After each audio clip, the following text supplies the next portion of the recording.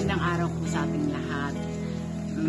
Gusto ko lang pong ibahagi yung naging experience ko sa pag-attend namin ng life group.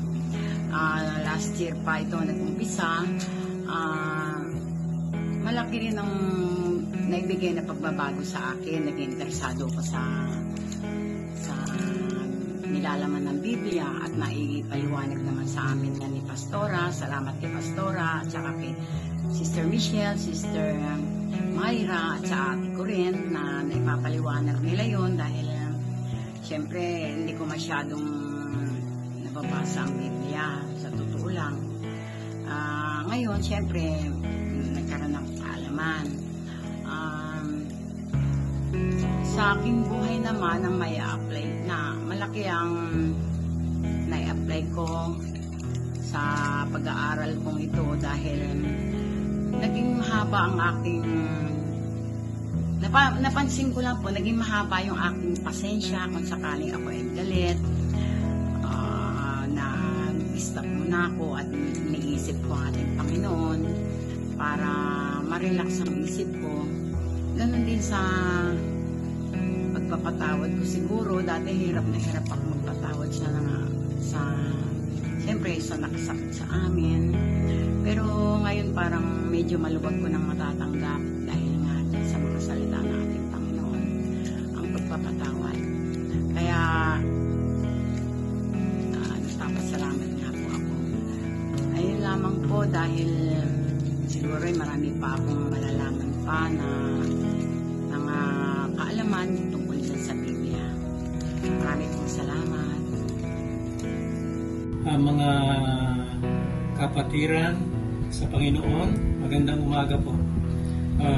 Ako po si Brother Benji, ang asawa ni Elder Sister Nora, ang pinakamagandang elder sa ating church, sa Abundant Life.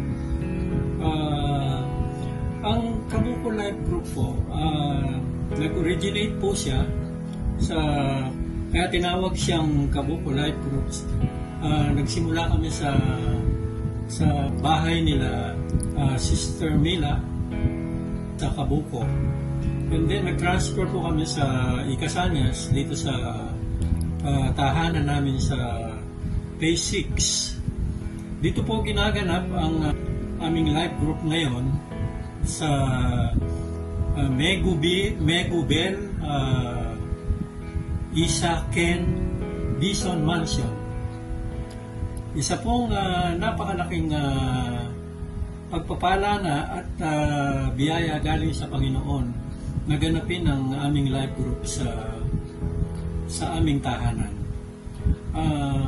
Sa life group po namin, marami po kaming natutunan dahil sa ginabayan ko kami ng ating mga kababahian, ang aking wife, si Sister Nora, si Pastora Tony, Sister Michelle, Sister Mayra, Sister Perla, at marami pa pong umaten sa aming life group noong mga nakaraang aming life group.